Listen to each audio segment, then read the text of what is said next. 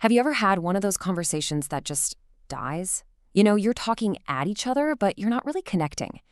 Well, it turns out most of us are obsessed with being efficient, when what we should really be chasing is being effective. So let's dive in and figure out how to build those real, meaningful connections. Okay, so let's kick things off with a classic example. I'm talking about a flawed, broken conversation that every single one of us has probably had today. It all starts with a super simple question. Ah, there it is. You know exactly what I'm talking about. The second we hear those words, our brain just goes on autopilot. We spit out a pre-programmed answer, and that answer is designed to do one thing and one thing only: end the interaction as fast as humanly possible. And this right here is the heart of the problem. You can see it on the screen. The efficient answer? It's a total dead end. Great. Boom. Conversation over. But an effective answer? Well, that's different.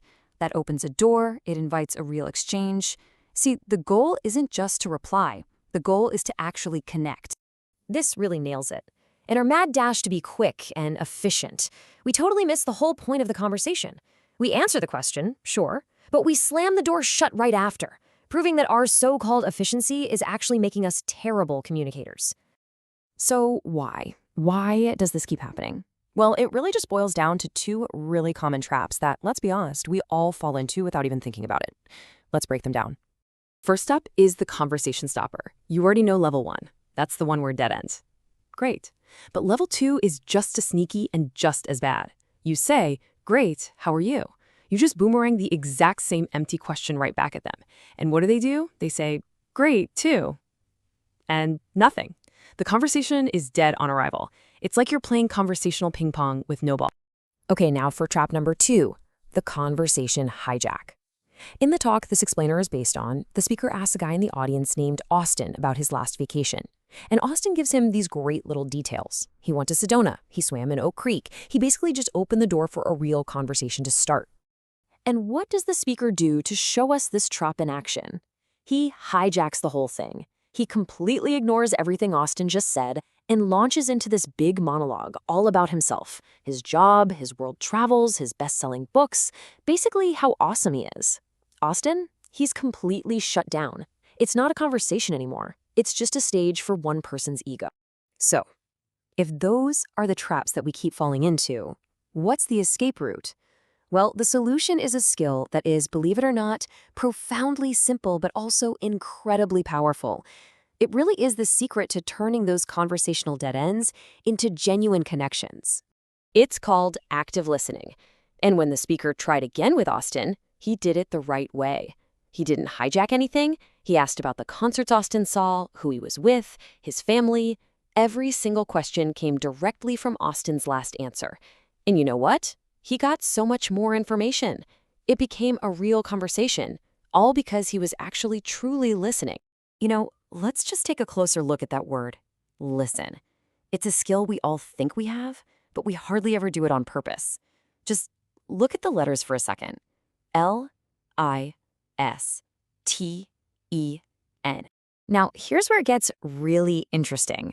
If you take those exact same letters and just move them around a bit, you get a totally new word, silent. To really, truly listen, you have to be silent. And I don't just mean not talking. I mean silencing that voice inside your head that's just impatiently waiting for its turn to speak. And look, is that a coincidence? Yeah, probably. But it makes a fantastic point, doesn't it? Our ability to actually make space for other people to talk begins with our own ability to just be quiet and hear what they're actually saying. Okay, so we get it. Listening is crucial.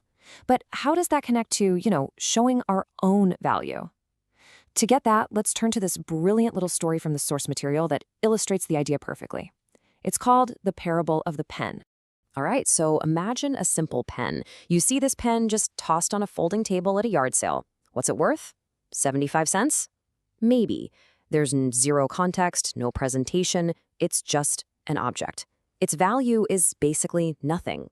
Now, let's take that exact same pen, but this time it's sitting in a nice acrylic stand, under some good lighting, on a clean counter in a department store. Suddenly, what's it worth? 20 bucks? The pen itself hasn't changed one bit, but the environment and the presentation have changed everything. Let's take it one more giant leap. The same pen is now resting in a velvet-lined mahogany box. It's inside a glass cabinet with a spotlight on it at Harrods in London. And to even see it, you have to talk to a guy named Pierre who's wearing a full tuxedo with white gloves. Now, how much is that pen worth? $1,000? Probably more, right? So what changed? It wasn't the pen. It was the perceived value. The value isn't actually in the thing itself.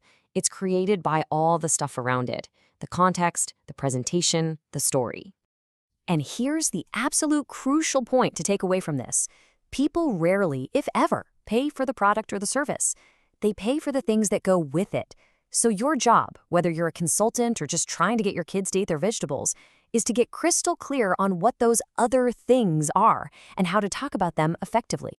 So after hearing all of this, you might be thinking, okay, great. How do I master this communication stuff?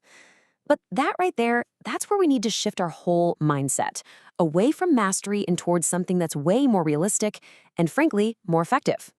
Here's the simple truth. You can't. You cannot master communication. It's not a video game boss you can just beat and then you're done. Thinking you can master it just sets you up for failure because it's an impossible goal. Instead of mastery, think of it this way. You can only practice it. Effective communication is a practice, just like yoga or golf or playing the piano. The best people in the world at those things don't master them. They practice them constantly. They work on the little things so that when it's game time, they're ready to perform. And that really leaves us with one last very important question. This isn't about becoming a perfect communicator by tomorrow. It's about taking one small intentional step. So think about the week you have coming up. What is one conversation, just one, where you can practice being a little less efficient and a whole lot more effective?